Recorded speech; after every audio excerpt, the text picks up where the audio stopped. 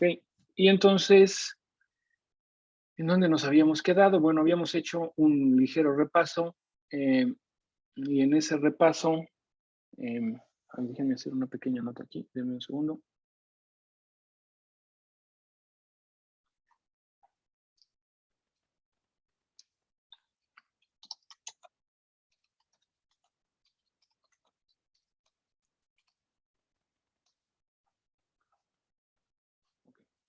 Entonces, nos hace falta todavía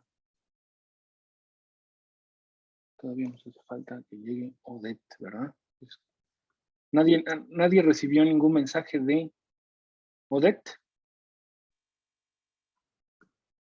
No. Bueno, vamos a continuar entonces. Entonces, nos habíamos quedado entonces en... Yo creo que nos habíamos quedado por aquí, ¿no? Entonces, esta parte de el control de la postura que es a mí me parece muy interesante, ¿no? Que dentro de nuestros movimientos voluntarios, que ya hemos visto en todas las clases anteriores, y que existe este famosísimo plan motor, pues es muy claro que ese plan motor incluye ya también un ajuste postural, que va a depender de el aprendizaje y va a depender de cuál sea la representación interna que tengamos de lo que debería ocurrir si movemos un brazo, ¿no? Entonces, simplemente retomando un poco, lo que tenemos en esta figura es un sujeto al que se le pide jalar, ¿no? Una palanca que está pegada a la pared, ¿no? Y automáticamente al jalar con nuestro brazo, eso pues automáticamente nos empuja, vamos a decir, ¿no? Nos jalamos así, nos acercaríamos hacia esta pared si no tuviéramos la activación de los músculos de la parte trasera de la pierna para contrarrestar ese movimiento. Y lo que podemos observar aquí en esta figura A es la fuerza, ¿no? La fuerza de jalado que está aplicando el sujeto. Y como podrán observar, ¿no? Entonces se le pide, entonces esto trae ya, esta gráfica tan sencilla, trae ya varias cosas muy importantes con respecto a los movimientos en general. ¿Recuerdan ese plan motor, ¿no?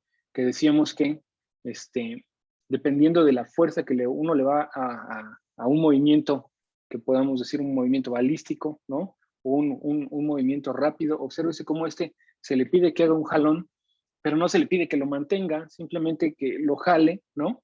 Entonces eso puede ser un movimiento muy rápido, que quizás no tenga o no sea necesario que esté sujeto a retroalimentación. Observes el tiempo en segundos, son 500 milisegundos. Entonces observe cómo el pico de la fuerza, ¿no? Está alrededor de los 100, 200 milisegundos.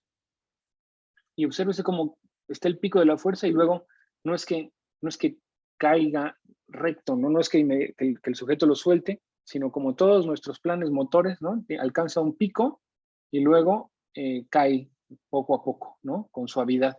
Y ese pico normalmente se va a encontrar a la mitad, más o menos a la mitad, ¿no? De la trayectoria que dibuja la fuerza que estamos jalando. Entonces aquí se ve muy claramente cómo aplica diferentes fuerzas. Este es el momento en donde el sujeto empieza a aplicar la fuerza y lo que observamos es que en ese plan motor, si se registra el torque, ¿no? El torque, es decir, la fuerza que le opone el tobillo, entonces podremos ver que el torque del tobillo cambia también dependiendo, en código de color, cambia dependiendo de la fuerza que se le vaya a aplicar a la manija. Y además de todo, cambia mucho tiempo o varios milisegundos antes de que empiece la aplicación de la fuerza en la mano, ese movimiento preparatorio, ¿no? Entonces, si el sujeto ya está planeando hacer un jalón muy fuerte, entonces, en primera, la fuerza del torque va a aumentar mucho más que si el sujeto está planeando hacer un movimiento menos fuerte con su mano. Se sigue esta misma regla, se sigue aquí. Si se hiciera una correlación entre los picos de la fuerza de una y otra señal, sería prácticamente una correlación perfecta. Y lo que se puede observar es que, además de todo, pues para alcanzar esa fuerza mayor, pues el sujeto activa sus músculos antes, ¿no? Se activa antes, ¿no? Y se aplica la fuerza y luego ya se relaja, ¿no? Entonces lo que vemos en esta parte, ¿no? Como el plan motor ya tiene señales que pueden llegar casi hasta un segundo antes de que se vaya a aplicar el movimiento deseado, ¿no? Y habla pues de la complejidad de que en el plan motor pues también estaría implicado un plan de lo que esperamos que vaya a suceder con nuestra postura general del cuerpo. Aquí ya nada más. Y ese plan motor puede ser ajustado, ¿no? Puede ser ajustado dependiendo de las condiciones físicas. Y entonces esta parte a mí me gusta muchísimo, en donde si el sujeto está haciendo ese jalón, ¿no? Activa sus músculos de la parte trasera de la pierna. Aquí está, como se empiezan a activar antes, como lo habíamos visto aquí, se empiezan a activar antes de que se active el músculo del brazo, ¿no? Ahí están, se activan antes ellos, pero si se le ayuda al sujeto, y en este caso nada más se le pone un soporte que le impide que el jalón del brazo lleve hacia adelante al sujeto, y entonces ya con eso el sujeto dice, bueno, pues ya no necesito poner fuerza aquí atrás, ya se relajan estos músculos, ya no predicen el movimiento, simplemente se activa el bíceps, ¿no? Ahora, este tipo de activaciones, ¿no? Este tipo de activaciones de sinergias musculares, lo habíamos visto en la clase anterior, esas sinergias musculares son un poco como aquel concepto que habíamos visto, ¿no? De nuestro grupo funcional, ¿no? Esas sinergias musculares son muy equivalentes a ese grupo funcional, que sería el grupo de músculos que se va a utilizar para una tarea en particular con respecto a los movimientos voluntarios, ¿verdad? Inclusive, entonces, esas sinergias musculares, esas activaciones antes para ajustar la postura, bueno, pues son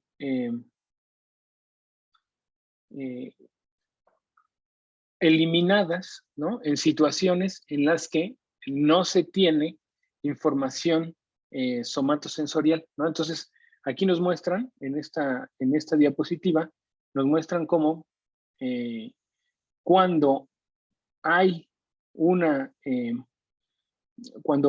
una destrucción de las aferentes, ¿no? Las aferentes sensoriales de largo diámetro. ¿Alguien se acuerda las que tienen un diámetro ancho? ¿Qué tipo de información llevan en la información somatosensorial? O sea, acuérdense, aquí está entrando la información somatosensorial por el asta dorsal de la médula espinal, y entonces esta sería información de tipo somatosensorial, pero hemos visto que había las aferentes, ¿no? Sus axones son de diferente calibre. Hay unos que son de diámetro ancho y otros de diámetro corto. ¿Se acuerdan qué tipo de información llevaban los del diámetro ancho? ¿Alguien así por unas participaciones tan útiles para aumentar la calificación? ¿No? No. Bueno, entonces, al final ya del semestre ya vamos todos cansados, ¿no? La participación. Bueno, entonces las aferentes sensoriales de diámetro ancho llevan información de los mecanorreceptores y de nuestro sistema de la propiocepción, ¿no? La propiocepción, por ejemplo, ¿cuáles son los mecanorreceptores de la propiocepción? ¿Alguien se acuerda? Rápidamente, ¿nadie? ¿No? Bueno, vamos a ver. Si no se acuerdan de ese famosísimo órgano tendinoso de Golgi, los huesos musculares, entonces llevan información hacia el asta dorsal, ¿no? Entonces se destruyen esa información somatosensorial, y lo que ocurre es que la activación a los cambios posturales, o sea que cuando ocurre un movimiento inesperado, como acuérdense que habíamos visto el gatito que está sobre una plataforma, ¿no? O sea, si nos regresamos aquí, tenemos un gatito en una plataforma, ¿no? Entonces podemos ver que, ¿no? Este músculo que tiene una direccionalidad para cuando la plataforma se mueve en una u otra dirección, pues tiene una latencia, ¿no? Tiene una latencia, y esa latencia, vamos a decir, en el grupo control, ¿no? Pues habíamos visto aquí, si la latencia de este músculo, obsérvese aquí, es una latencia que está alrededor de, aquí serían 100 milisegundos, 200 milisegundos, 300, 400.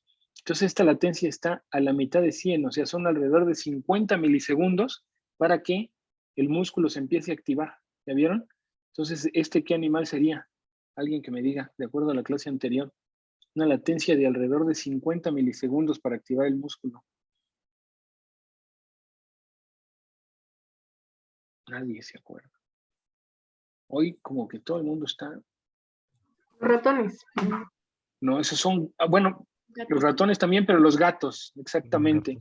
Los gatitos son muy rápidos, ¿no? O sea, nosotros, si esto ocurriera en un humano, la latencia estaría recorrida alrededor de este punto. O sea, el músculo se empezaría a activar por aquí, en lugar de activarse tan rápido como los gatos. Ahora, si a esos gatitos experimentalmente se les elimina la información de los mecanorreceptores, entonces la latencia se retrasa un poco, ¿no? O sea, viste como algunos de 40, ¿no? Pasaría a aquí 50, aquí está ya un poco más cercano a los 100 milisegundos, casi sería, imagínense, casi el doble, ¿no? De latencia. Entonces, en humanos podría inclusive ser mucho mayor, ¿no? 200 milisegundos si no se tuviera esa información, lo cual, ¿qué es en qué resultaría una latencia más prolongada? Pues resultaría en incapacidad de los animales para poder adaptarse a los cambios súbitos, ¿no? Entonces, eso es un poco lo que vemos acá, además de que esa información, lo que nos quiere decir el aumento de la latencia, ¿no? Lo que nos quiere decir el aumento de la latencia es que, esta gráfica de la izquierda trae dos mensajes importantes. El primer mensaje importante es que efectivamente, sí, una parte importante de los mecanismos de ajuste de la postura y el equilibrio recae, como ya sabemos, y aquí está Odette, afortunadamente ya llegó. Entonces, por favor, le avisan después, ¿no? De todas las cosas que dijimos. Entonces, una parte importante de estas respuestas recae en la información somatosensorial directa, lo cual pues tendría que ver con nuestro sistema de los reflejos que tenemos en estos núcleos de la médula espinal. Sin embargo, ¿no? El hecho de que la respuesta también ocurra, ¿no? O sea, de que la respuesta siga ocurriendo, a pesar de que ya no se tiene información sensorial, pues nos indica que si bien ese retardo muestra que tiene relevancia ese sistema reflejo, nos indica que el sistema para controlar la postura no necesariamente o no recae por completo en el sistema reflejo, sino ya en circuitería interna de la médula espinal y regiones supraespinales, como lo vamos a ver poco a poco, ¿no? Es un sistema que tiene un nivel de automatización y que requiere, por la complejidad, como hemos visto acá, por la complejidad que vemos de las diferentes situaciones, ¿no? Por ejemplo, esta que el sujeto calcula, ¿no?, que va a utilizar estos músculos, pues entonces los va a activar antes, o el sujeto calcula que no va a usar estos músculos, pues no los activa. Entonces, eso indica que este sistema del control de la postura tiene un componente importante, sí, del sistema reflejo, pero muy importante, mucho más importante, de mecanismos en la médula espinal y en regiones supraespinales. Y vamos a ver más o menos qué es un poco de lo que se sabe al respecto. Otra de las características que ocurre cuando se destruye la información somatosensorial, ¿no?, directa a la médula espinal, es que el patrón de respuesta para el control postural, entonces aquí lo que tenemos en B es ya un despliegue un poco más claro de esos retardos que vemos acá, pero también se observa cómo, además de este retardo, esta es la trayectoria negra que observamos aquí. Esta trayectoria negra es la respuesta de los músculos cuando el sujeto, en este caso era el gatito, ¿no?, tenía o estaba en condiciones control, y después de que se le inhibieron o lesionaron las aferencias sensoriales. Y lo que se puede observar entonces es que, además de esa latencia para responder, la respuesta no es tan clara, ¿no?, tan prolongada, ¿no? La respuesta no es tan prolongada, no sigue el mismo patrón que antes, ¿no? Es una respuesta rápida, y muchas veces es una respuesta más, con mayor fuerza, ¿no? Es una respuesta enhanced, ¿no? Como quiere decir ahora, es una respuesta incrementada, y de menor duración, ¿no? Es un pico más delgadito, ¿no? Y luego aquí ya prácticamente no hay un ajuste, ¿no? Entonces este es el curso temporal de la respuesta normal, ¿no? Se activa y luego se inactiva, mientras que en este caso se activa y no se llega a inactivar por completo, lo cual ese ajuste pues no está hecho de la manera adecuada. Y lo que ocurre, o el resultado que hay aquí, de activar de esta manera anormal y más lentamente los músculos para contrarrestar la perturbación, es lo que podemos observar aquí en este gráfico, de aquí en medio, ¿no? Lo que tenemos es la posición del animal, y lo que podemos observar es que ocurre el desplazamiento de la plataforma, y obviamente el animalito se desplaza, pero corrige, ¿no?, y regresa a la posición original, mientras que los que tienen la lesión se desplazan mucho más, ¿no?, y les cuesta mucho más trabajo regresar a la posición deseada. ¿Eso qué quiere decir? Pues que en muchas ocasiones ese enlentecimiento o esa respuesta enlentecida y no eficiente, pues si la plataforma se mueve una vez hacia allá, pues a lo mejor van a poder contrarrestarla, pero sí es una plataforma que tiene mucho mayor movimiento. Vamos a imaginarnos una persona que anda en patineta, o una persona que que está en la superficie de un bote o de una barcaza, ¿no?, que se mueven mucho y la superficie es inestable. Tener una lesión de la información somatosensorial va a ser bastante perjudicial, porque provee esas respuestas muy rápidas. Y ahorita vamos a ver un poco más adelante para qué serviría cada una de ellas, ¿no? Entonces, en esta imagen, lo único que les muestro es que nuestro sistema ya les había comentado un poco, ¿no?, nuestro sistema de información o de ajuste de la postura y del equilibrio depende principalmente de 3 tipos de información. Además de las representaciones internas que se puedan o que se tengan además de las representaciones internas que se tienen de cómo es que queremos tener la postura, qué es lo que va a ocurrir si nos movemos, como en el caso de este ciclista, ¿no? Va andando, ¿no? Y dice, bueno, aquí va a haber una curva, voy a tener que hacer esta inclinación, etcétera.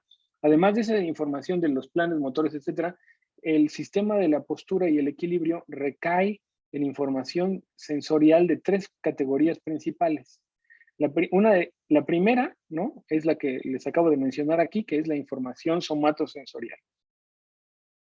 Y para la información somatosensorial, el sistema utiliza tanto mecanorreceptores cutáneos, alguien que me diga, ahora sí ya, alguien ya, a ver si ya están un poco más despiertas, alguien que me diga cuáles son los receptores cutáneos. El de Meissner, Merkel, Pacini y Ruffini. Excelente, Silvia, muy bien. Y la información también de los mecanorreceptores del sistema propioceptivo. También requiere de los dos. Entonces, vamos a ver que nosotros hemos experimentado, bueno, no lo sé si lo hayan experimentado, ¿no? Algunas personas han experimentado algún juego mecánico, ¿no? En donde se mueve mucho el piso, quizás se habrán subido a algún barquito, algún bote, ¿no? O habrán tratado de hacer, si alguna vez han tratado de hacer esto, que le llaman paddle, ¿no? Que se sube a una tabla como de surf grandotota y va haciendo que se mueve mucho el piso. Es curioso que, bueno, no es curioso, es lo que es, que nuestra información del sistema somatosensorial de los propioceptores, es decir, el cómo está acomodado nuestra musculatura, en qué punto se encuentran nuestras rodillas, nuestras manos, etcétera.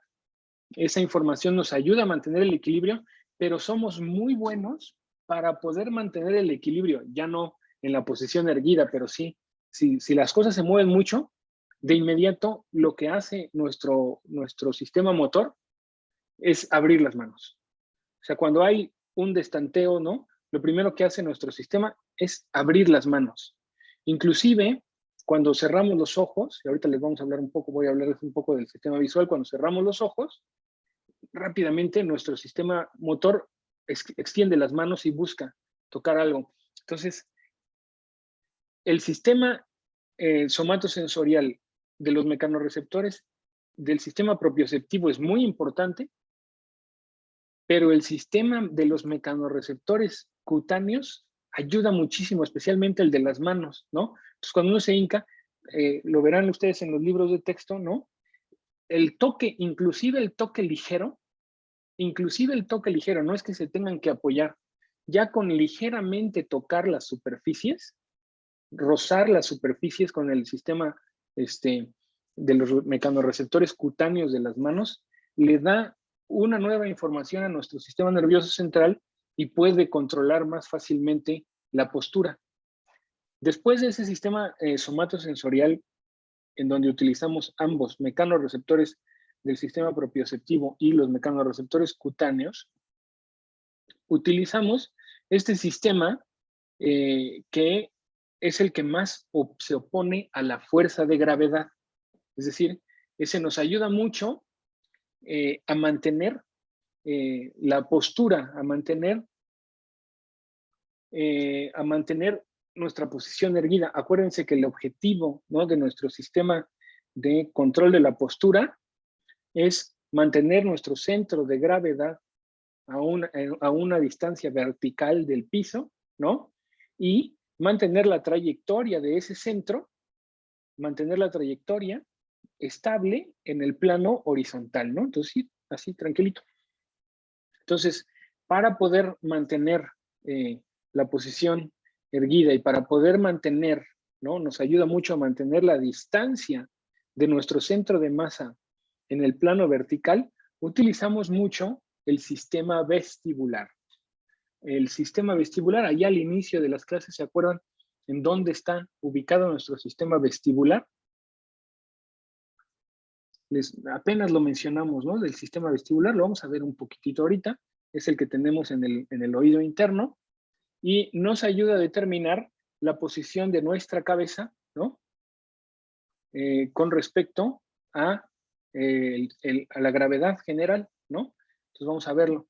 Y el otro sistema que utilizamos, ¿no? Entonces utilizamos el sistema vestibular que ayuda mucho a determinar cómo nos jala hacia la Tierra, ¿no? La fuerza de gravedad. Y después tenemos el sistema visual.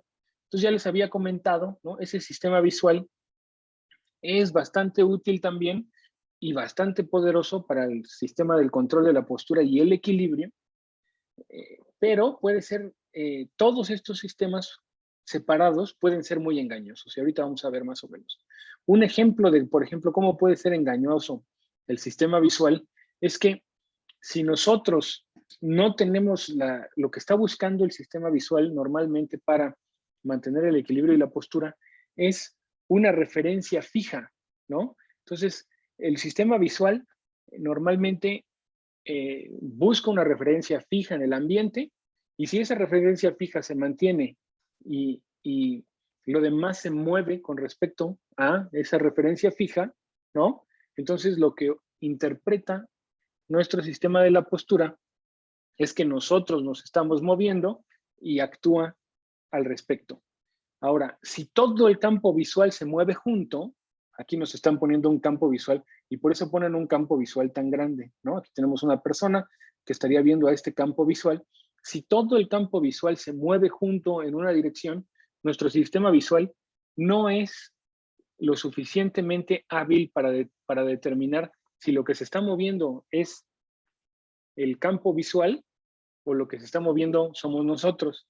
Entonces yo les pregunté en la clase anterior si no habían tenido esa experiencia cuando están esperando ahí en la terminal de autobuses, ¿no? No ahí los peceros y eso que son más chiquitos, sino ya camiones grandotes, ¿no? Donde nos transportamos en el autobús, ¿no? Para ir de un estado a otro. Entonces, si hay otro autobús a un lado y está ocupando todo el campo visual de nuestro lado derecho y se mueve el autobús de un lado, muchas veces uno siente que uno se está moviendo y entonces ajusta de inmediato. El sentir eso ajusta inmediatamente la postura. Entonces, solos el sistema somatosensorial, el sistema visual y el sistema vestibular no son lo suficientemente hábiles, vamos a decirlo de alguna manera, no son lo suficientemente eficientes como para realizar todos los cambios de postura. Se tiene que tener, o la forma en que funciona nuestro sistema es combinando todos. Vamos a verlo un poco más adelante. Entonces, el primero, este sistema vestibular, vale la pena detenernos un segundo, ¿no? En él, no lo vimos, como les digo, me hubiera gustado que revisáramos un poco el sistema vestibular, pero este sistema vestibular en el oído interno, aquí tenemos nuestro órgano de la audición, ¿no? Este lo utilizamos para escuchar, ¿no? Esta parte de aquí, estos conductos, ¿no?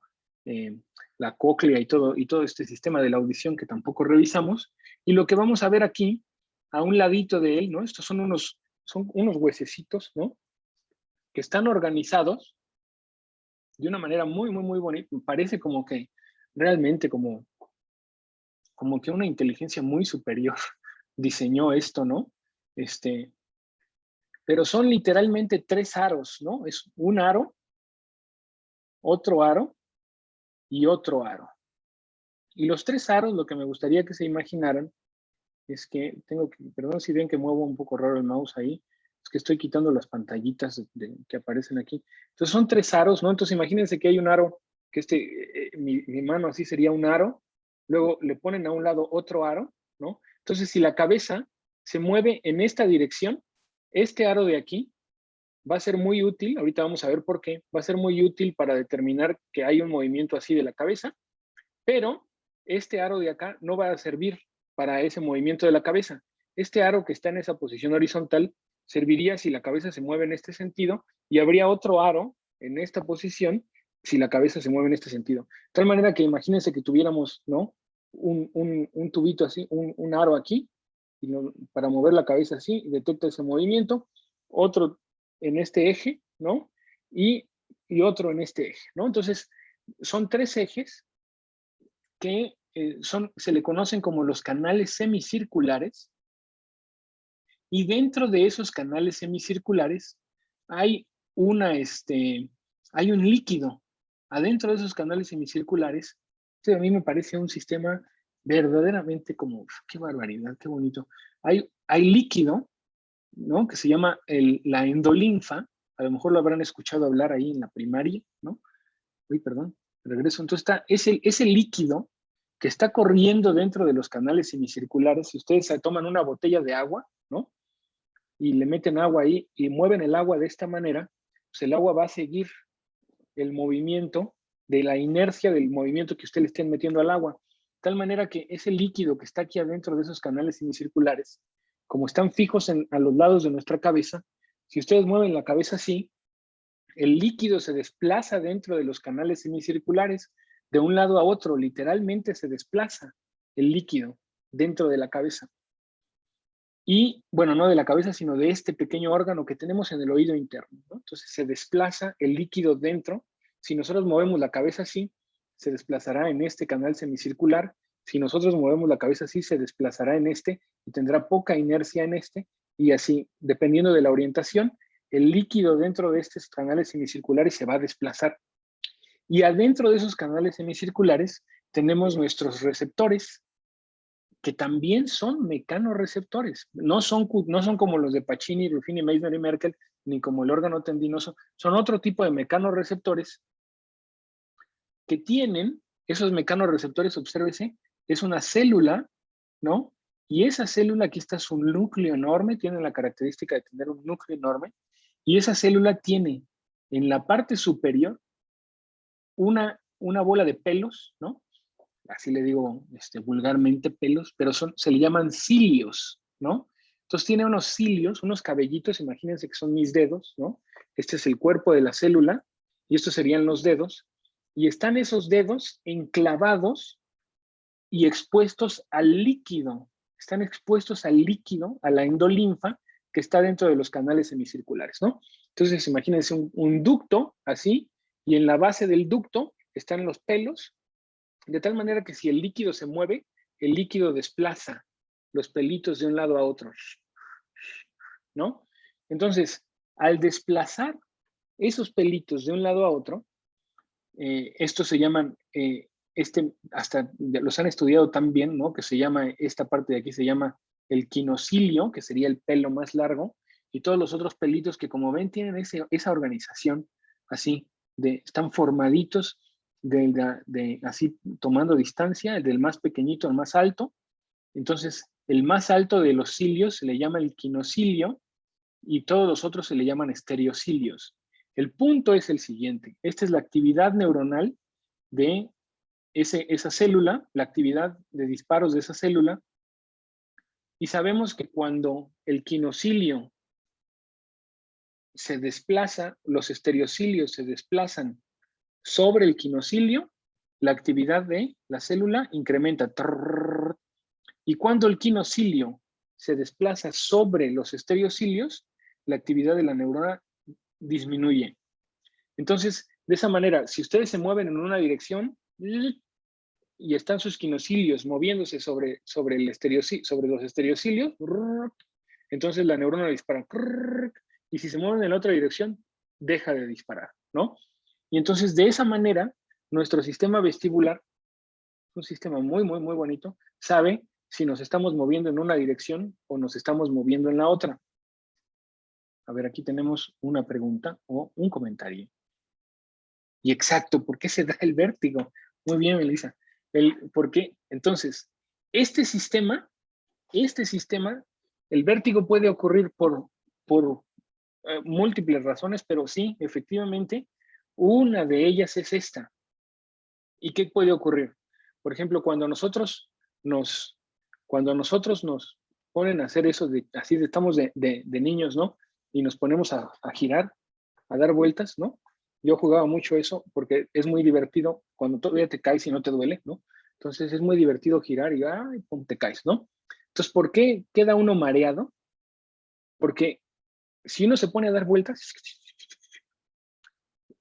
ese líquido que está dentro de los canales semicirculares no se va a detener en cuanto nosotros nos detengamos.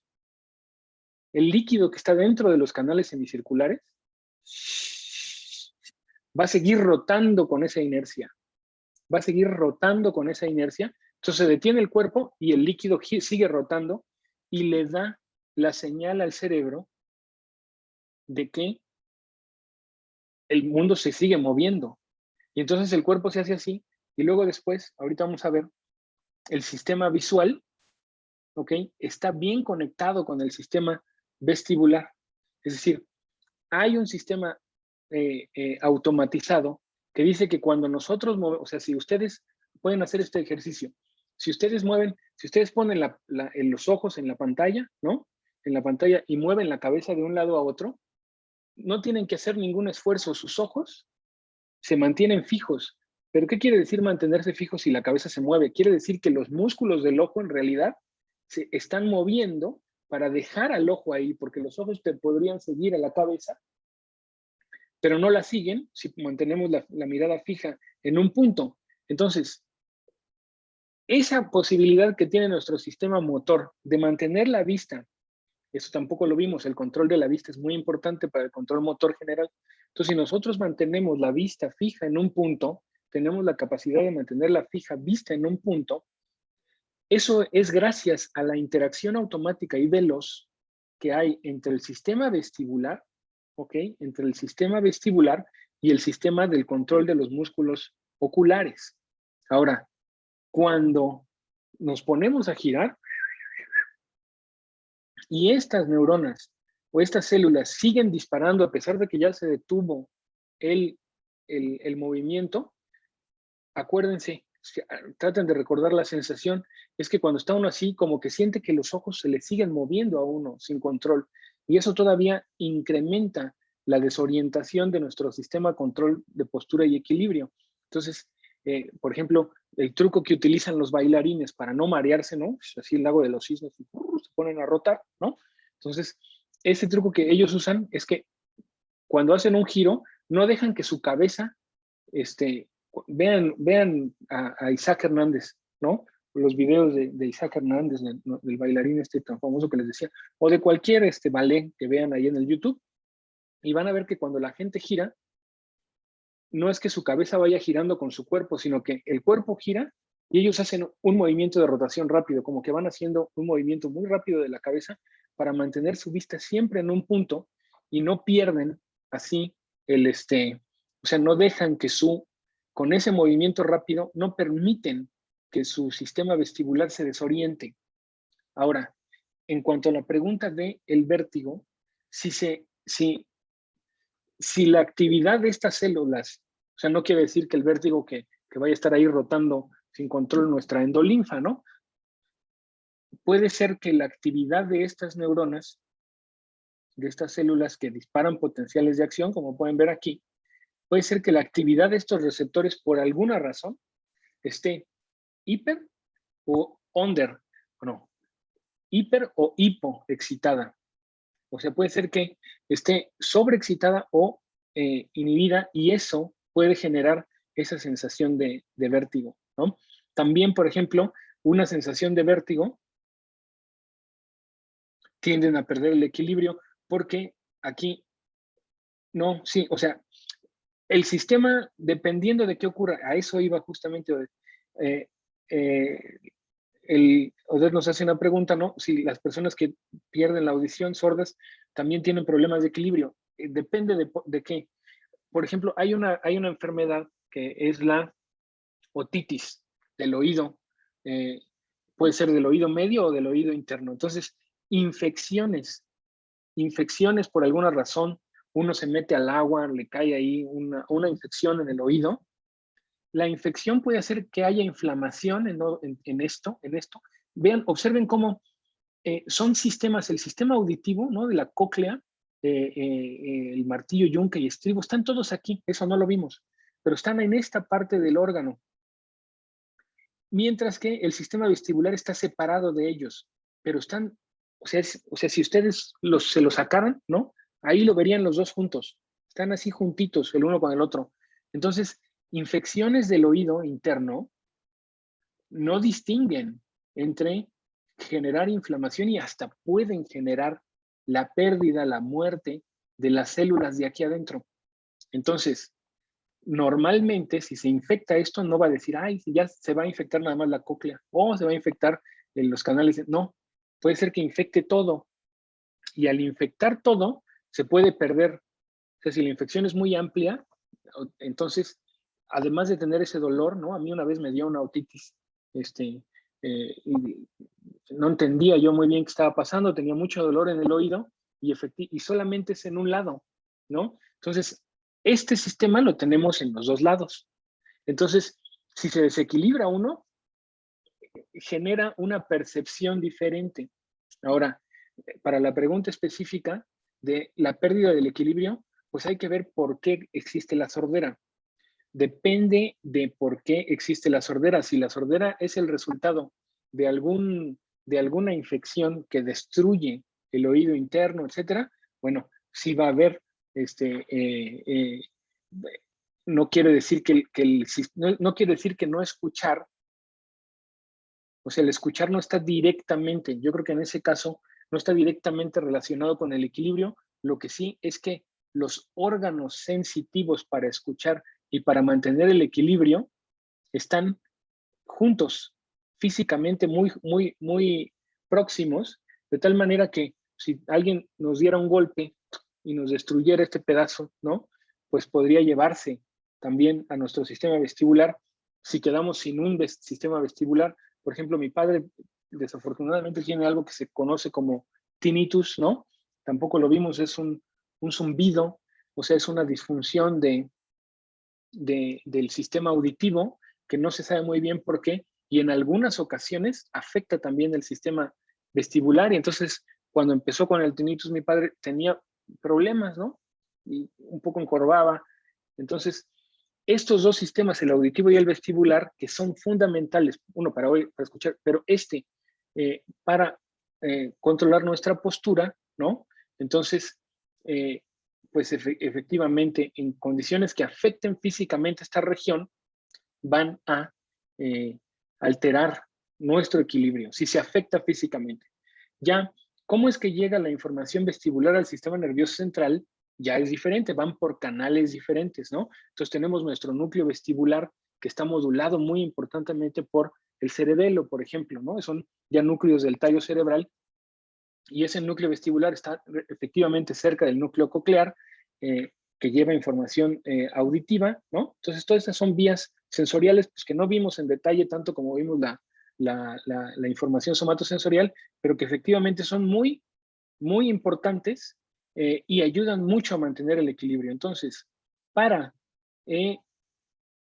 qué cuando los niños aprenden a caminar parece que, ajá, bueno, eso, Silvia, la pregunta de Silvia es ¿por qué parece como que van hacia dónde? Eso es porque efectivamente van hacia dónde. O sea, porque cuando están chiquitos, nuestro control de la postura implica mantener el peso de la cabeza. La cabeza es bien pesada y en los bebés es muy, muy, muy pesada cuando no nos vayamos tan lejos de cuando van a caminar, sino cuando están recién nacidos, no cualquiera sabe cargar a un bebé, ¿no?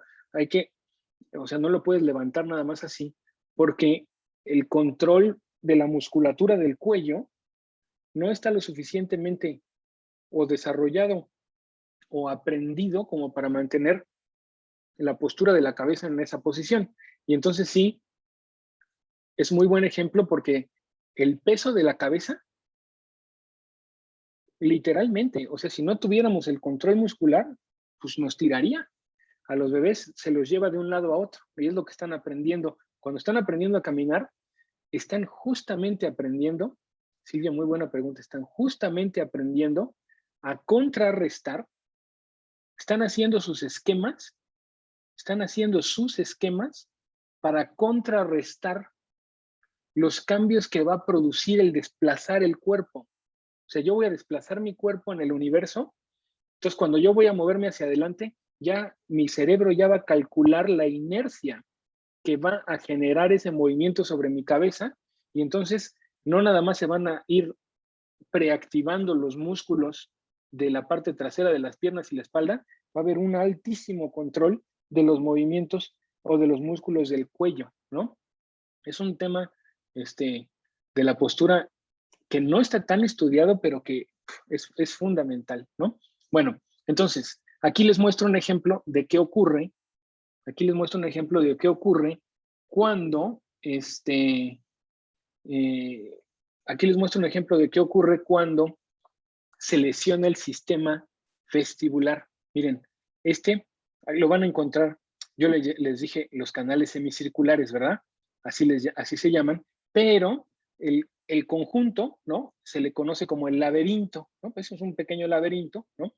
Entonces, si le destruyen el laberinto, obsérvese cómo se le destruye el laberinto a un gatito. Pues aquí tenemos un gatito, el gatito negro es el gatito en la condición control, y luego aquí el gatito verde es el gatito al que se le destruyó el sistema vestibular, ¿no? Es bastante importante saber qué es lo que va a ocurrir. Obsérvese cómo aquí se le mueve la plataforma, o sea, tenemos un gatito sobre una plataforma y se le hace una inclinación a la plataforma. Automáticamente, si la plataforma se inclina hacia acá, ya sabemos que el gatito va a poner una fuerza en los músculos para inclinar su cuerpo hacia atrás y no caer, ¿no? Que eso es lo que vemos, se inclina hacia atrás el gatito. Ahora, si se le destruye el sistema vestibular, obsérvese cómo la respuesta muscular, eso es bien importante, si no tiene el sistema vestibular con el cual contender con ese cambio en la gravedad, el gato, su respuesta muscular es la opuesta. En lugar de relajar, ¿no? Aquí tenemos una contracción rápida y una relajación. Esta es la condición control aquí abajo del músculo de la pierna, vamos a decir, ¿no? Entonces hay una contracción rápida y luego una relajación. Si no tiene el sistema vestibular, lo que ocurre es exactamente lo contrario. Primero se relaja y luego se activa. Y lo que nos muestran aquí en el dibujo es que si ustedes observan los ángulos, ¿no? Pues son ángulos diferentes de las piernas con respecto al cuerpo. Entonces, en lugar de que el gatito estirara de esa manera, lo que haría sería inclinarse hacia adelante. ¿Por qué haría esa inclinación hacia adelante? Porque si no tiene el sistema vestibular, estaría dependiendo únicamente de su sistema somatosensorial, que tiene ese componente importante de los reflejos.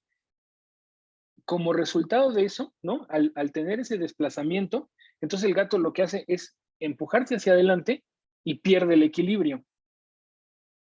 Pero entonces aquí lo que tenemos es ya el torque que se está aplicando, ¿no? Entonces se observa cómo el gato hace en su condición control, que es lo negro, hace su desplazamiento hacia atrás, ¿no? Y mantiene ya o contrarresta un poco, no tan eficientemente. Aquí la línea punteada es la condición basal, ¿no? Entonces él hace la contrarrestación, bueno, o contrarresta el movimiento del desplazamiento de la plataforma. Si la plataforma se sigue inclinando, pues no va a haber poder, ¿no? El gatito va a tener que caer, ¿no? Y eso es lo que vemos aquí en la condición control. Pero si no tiene sistema vestibular, más bien lo que hace el gato es que en lugar de oponer fuerza a esa inclinación hacia adelante, en lugar de hacerse, entonces si está así el gatito y se inclina la plataforma, lo que el gatito haría sería esto. Pues en lugar de hacer eso, lo que el gatito haría sería ir hacia adelante y ¡pum! Se cae, ¿no? Y entonces, lo que ocurre entonces es que si ustedes ahora no hacen un movimiento de inclinación, sino que hacen un movimiento de desplazamiento, como en el metro, ¿no? Aquí ya llevan al gatito hacia adelante, ¿no? Lo que haría el gatito, ¿no? Sería dar la misma respuesta. O sea, es prácticamente la misma respuesta que tendría que dar acá, ¿no? Entonces, que sería hacerse un poco hacia atrás. Si la plataforma se desplaza hacia adelante, no es que se incline, se desplaza hacia adelante, el gatito control lo haría así un poquito hacia atrás, no hay problema. El gato que no tiene el laberinto vestibular, en este caso particular, daría la respuesta en la dirección adecuada, pero daría una respuesta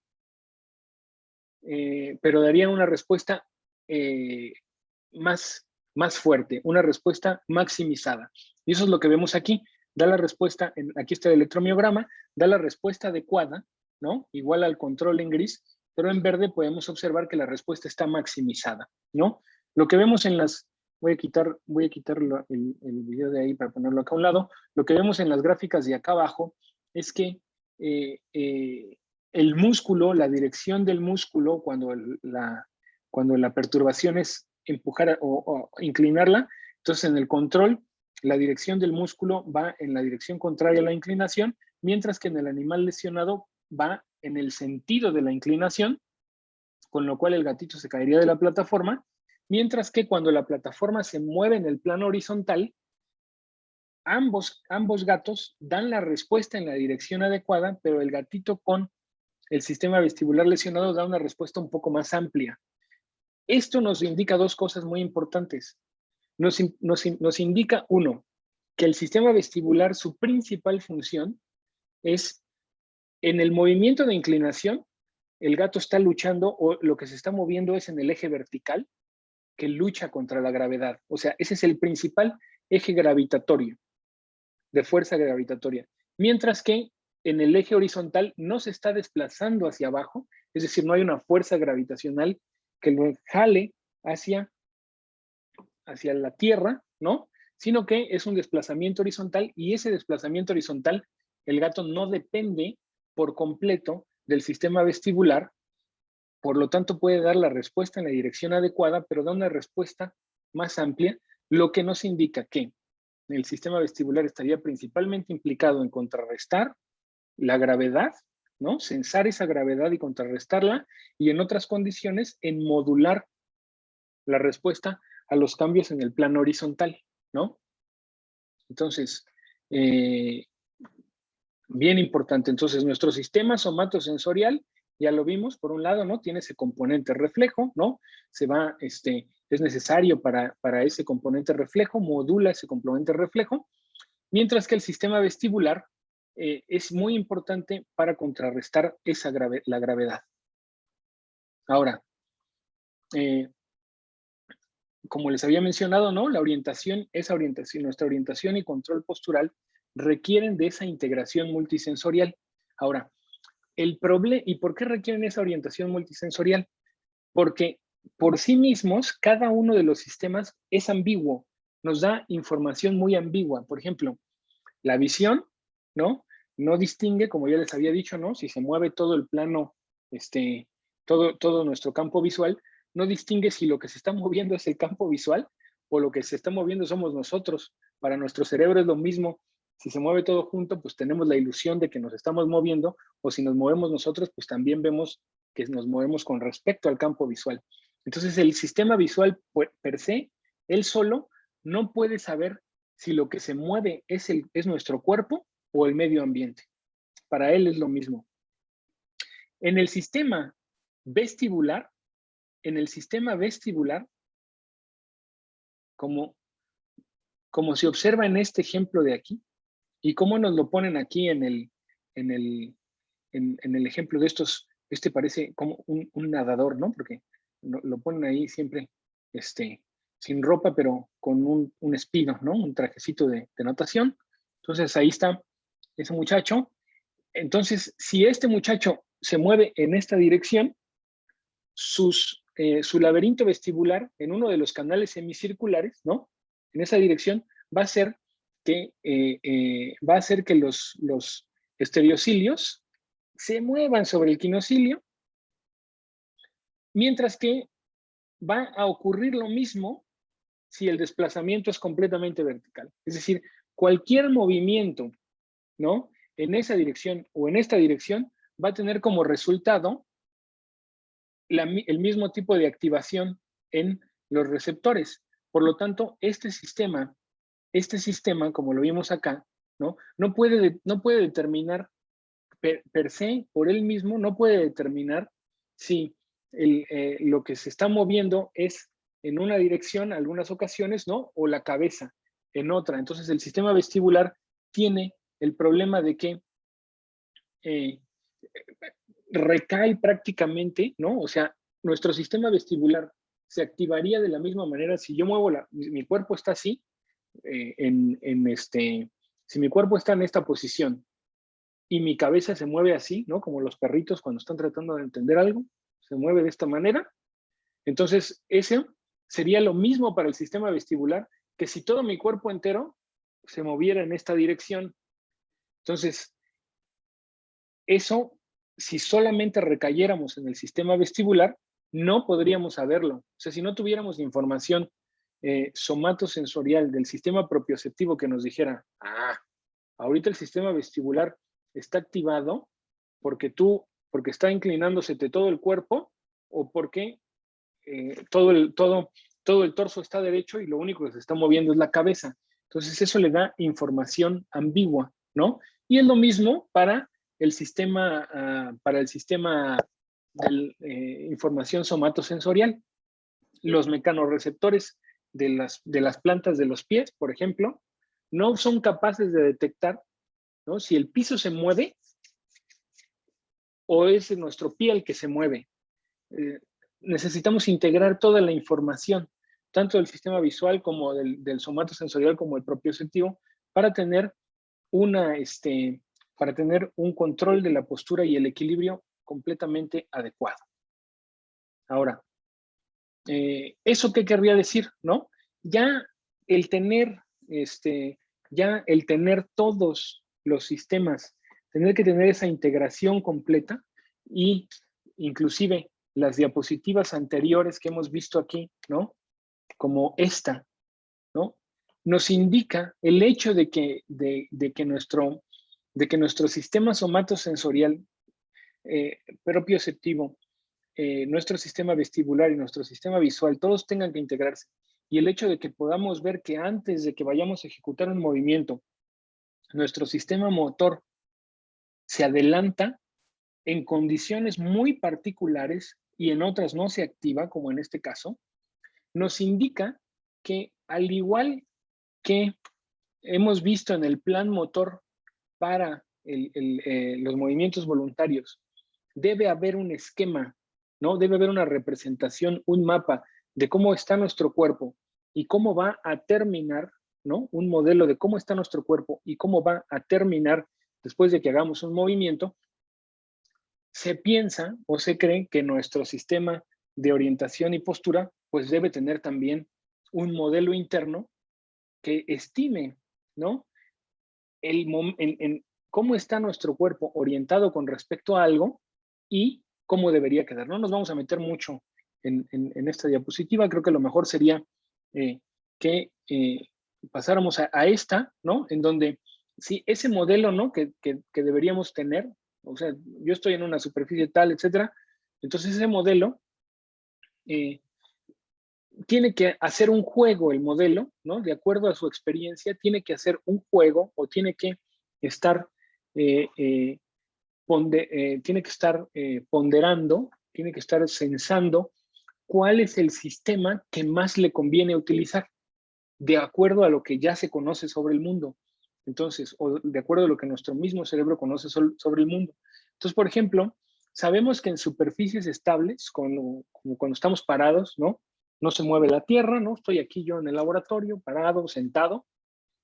Quien más nos ayuda a mantener la postura es el sistema somatosensorial, los mecanorreceptores del propioceptivo y los cutáneos, ¿no? Ese es quien más nos ayuda. En superficies inestables, como aquí, el caso de Daniel San y el señor Miyagi, ¿no?, que iba a entrenar, ahí le ponían a hacer ahí sus katas, ¿no?, en un bote, arriba de un bote. Es una superficie inestable que uno realmente, con cierto nivel de práctica, puede realmente más o menos aprender a predecir qué es lo que va a ocurrir si se mueve, pero cuando apenas estamos aprendiendo nos es muy difícil, no tenemos esa experiencia y no podemos predecir. Nuestro sistema somatosensorial es lento comparado, por ejemplo, con el de los gatos, y pues fácilmente caemos al agua. Entonces, para esto, es muy importante tener al sistema vestibular y al sistema visual, ¿no? Como vimos en el gatito, sin sistema vestibular, no puede contender con inclinaciones de la plataforma porque no tiene en una superficie estable la fuerza de gravedad ¿no? Se mantiene relativamente estable, no se va a mover, no hay un jalón hacia abajo, no hay jalón. En cambio, en este, la fuerza de gravedad tiene un mayor peso y se requiere al sistema vestibular y mucho al sistema visual. Y ahora, cuando el sistema de la visión y el sistema somatosensorial son inestables, ¿no? Entonces, por ejemplo, cuando no nada más se mueve el piso, sino que además uno se traslada, ¿no? O sea, hay un movimiento así. El sistema vestibular es el que más se utiliza, por ejemplo, cuando se anda en patineta, el sistema vestibular es el que más información o en el que más recae nuestro sistema de control del equilibrio y la postura, ¿no? Y eso es lo que se observa ya en esta diapositiva, en la que el ejemplo o el experimento es relativamente sencillo. Se le quita a una persona, experimentalmente se le ponen una venda en los ojos, no puede ver, ¿no? Se le quita el sistema de la visión, se le tapan los ojitos y se le pone en una plataforma y se le inclina unos cuantos grados. Aquí están los grados, muy pocos grados, ¿no? Muy poquitos grados. Ahora, cuando la inclinación es muy poca, unos cuantos grados, 1 o 2 grados de inclinación lentamente. Se inclina lentamente 1 o 2 grados, el cuerpo del sujeto sigue a la plataforma. Es decir, no opone resistencia o no cambia su dirección. Entonces, si la plataforma estuviera así, ¿no? Y se inclinara un poco, el sujeto se inclina junto con la plataforma.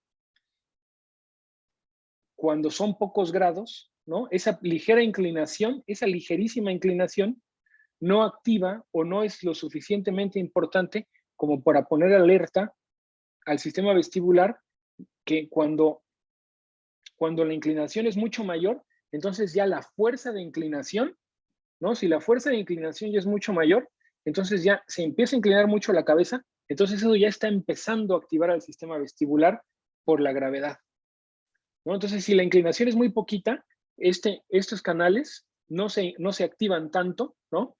Y eso hace que el sistema vestibular no esté tan activo y lo que más actúa es el sistema somatosensorial simplemente para mantener el control de la postura en la espalda, en los músculos, etc. ¿Cuál es el secreto para ganarle al toro mecánico, verdad? Sí, muy bien. Como ahorita vas a ver cuál es el secreto para ganarle al toro mecánico. El secreto siempre es la práctica. Voy a terminar este concepto. Entonces, el sistema, primero, cuando la inclinación es poquita, ¿no? Cuando la inclinación es poquita, entonces el sistema somatosensorial es el que está más activo. En cuanto la inclinación empieza a ser mayor y entonces ya nuestra cabeza se empieza a desplazar con respecto al centro de masa, entonces el sistema vestibular se activa porque dice, uy, ya la gravedad lo está jalando hacia abajo, entonces se activan los cilios, estereocilios y ya empieza a actuar más. Lo que vemos aquí es que tanto se utiliza el sistema vestibular y el sistema somatosensorial conforme actúan los diferentes grados, o sea, conforme se inclina más o menos, ¿no? Entonces, cuando la inclinación es poca, el sistema vestibular no activa, pero cuando la inclinación aumenta, ¿y qué quiere decir que la inclinación aumente? Pues que para la cabeza ya la gravedad ya la empieza a jalar más fuerte. Entonces, si ya la empieza a jalar muy fuerte, entonces ya se empieza a activar el sistema vestibular y ya nuestro control postural depende del sistema vestibular, ¿no? Ahora, acuérdense que para ganarle al toro mecánico o para mantener el control de la postura, aquí como el señor, una cosa es que es muy importante, pues es la práctica. Entonces, ¿qué quiere decir?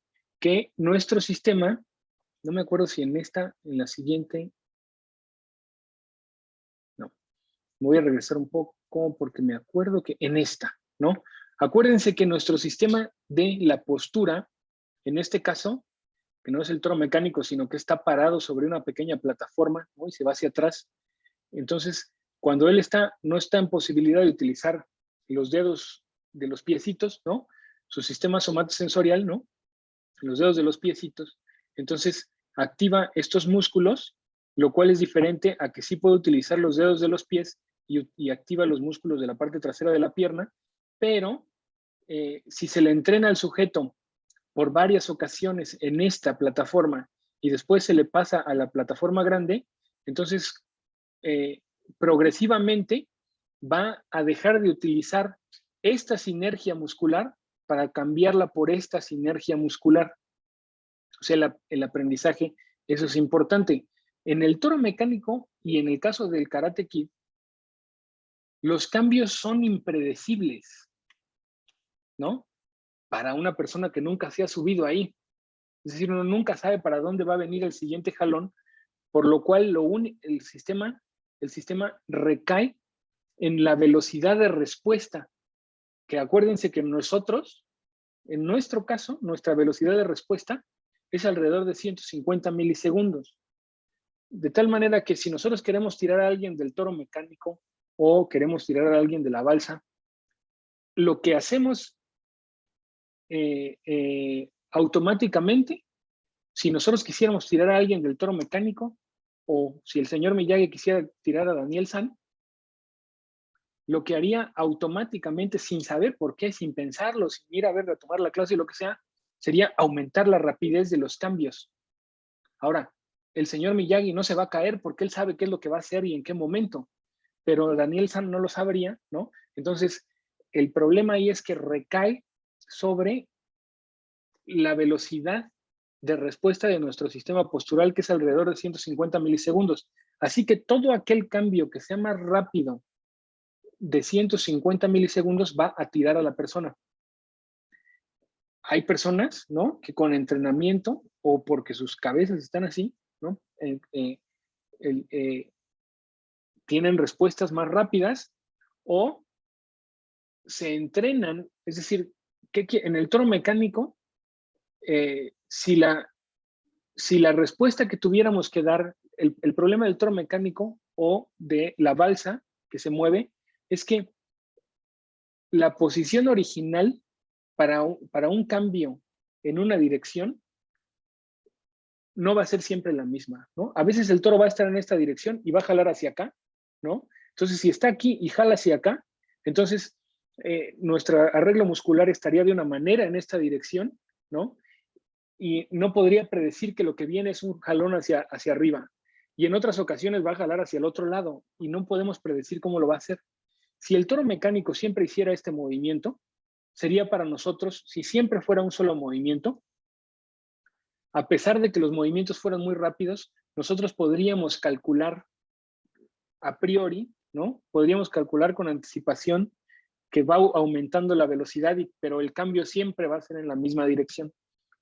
Entonces, la práctica lo que hace es que los sujetos se entrenen a que tener prácticamente todas las posibilidades posturales hacia el siguiente cambio de postura. No sé si me di a entender, pero el secreto es practicar para esas cosas, ¿no? Porque se tiene que, o nuestro organismo, nuestro cuerpo se tiene que acostumbrar a predecir todos los posibles cambios de dirección, empezando de todos los posibles arreglos posturales. Y eso puede tomar muchísimo tiempo. Pero bueno, para aquí, entonces, lo que es muy importante es que en superficies estables no necesitamos tanto nuestro sistema vestibular y visual. En superficies inestables utilizamos muchísimo el sistema vestibular y visual porque nuestro sistema somatosensorial no da tan rápido.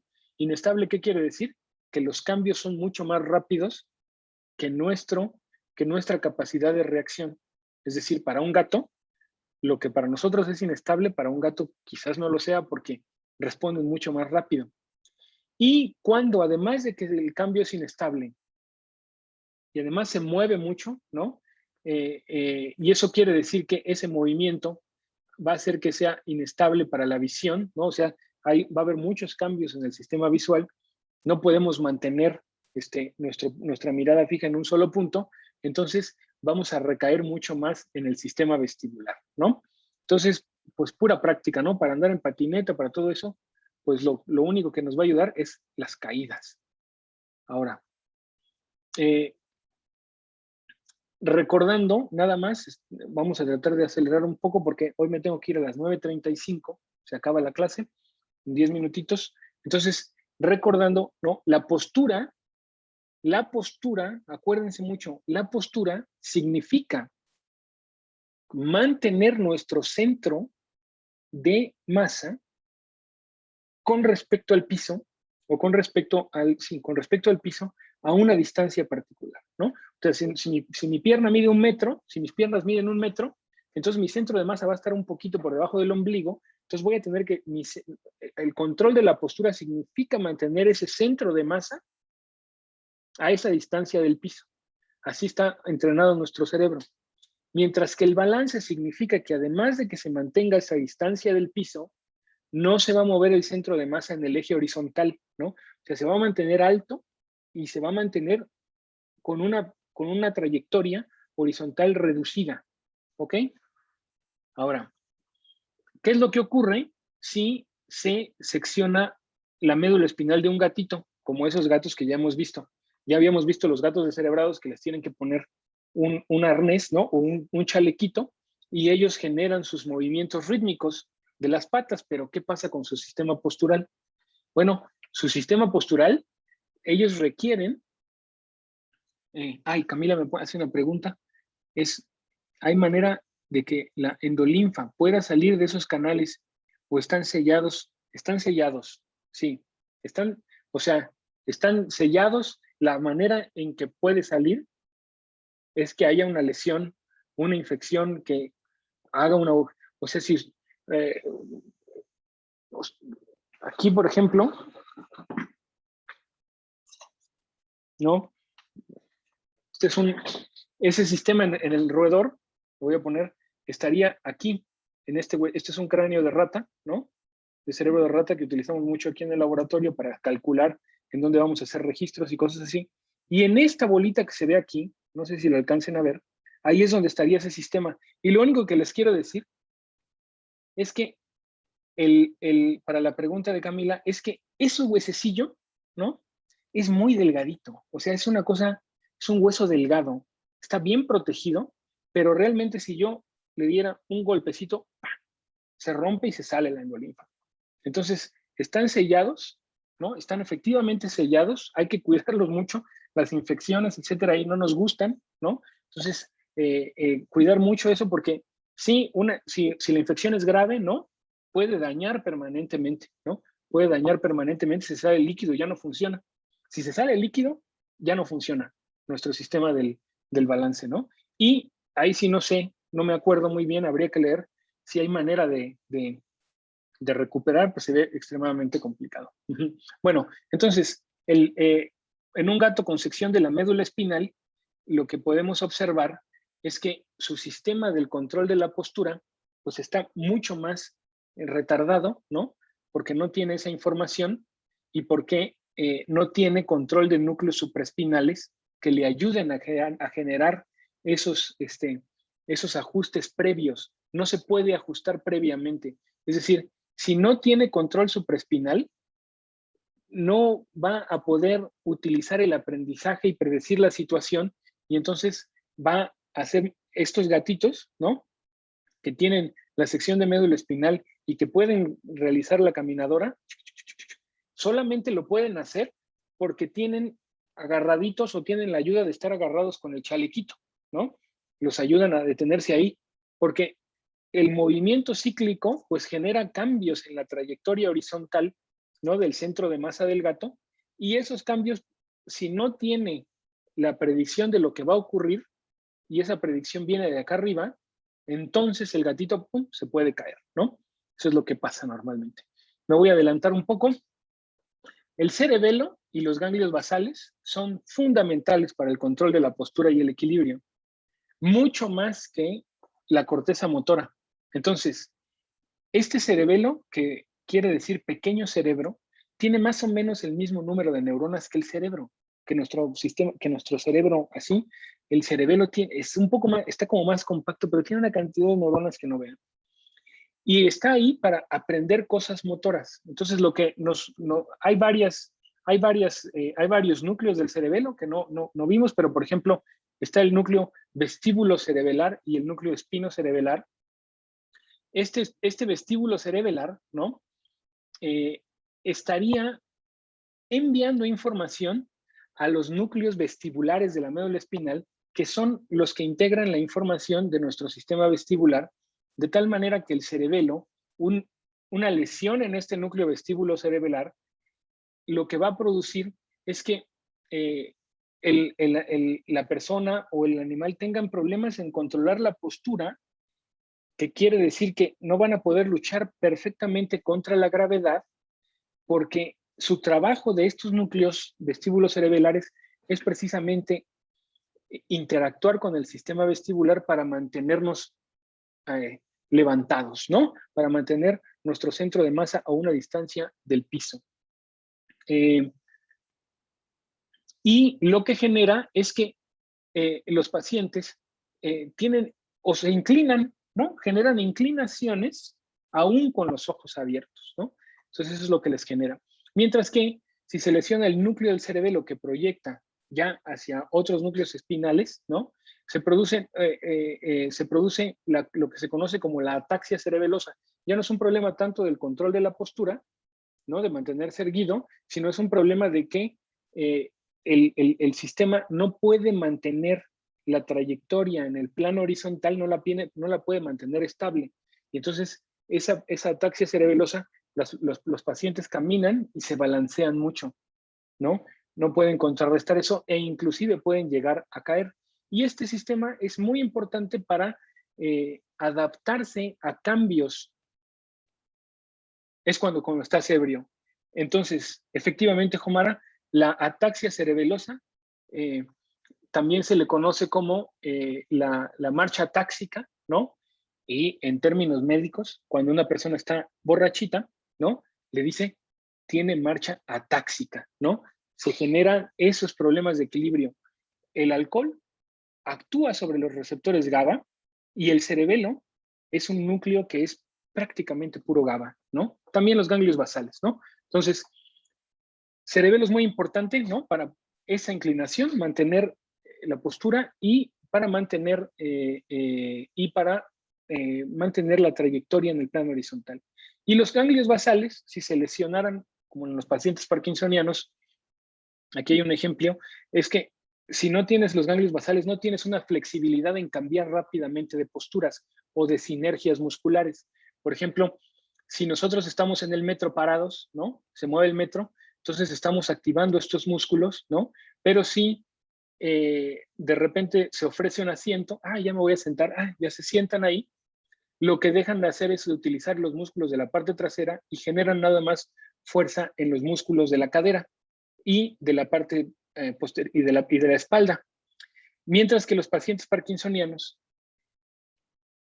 están activando ambos grupos, ambas sinergias musculares, tanto cuando están levantados, entonces se viene un desbalance y los pacientes, en lugar de activar únicamente una sinergia adecuada para la ocasión, activan sinergias musculares tanto para estar parados como para estar sentados.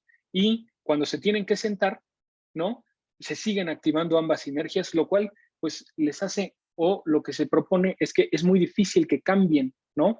De sets o de sinergias musculares, dependiendo de la situación en la que se encuentran, ¿no? Y con eso terminamos estas clases, ¿no? Estas presentaciones. Casi que les voy a tener que decir, voy a detener el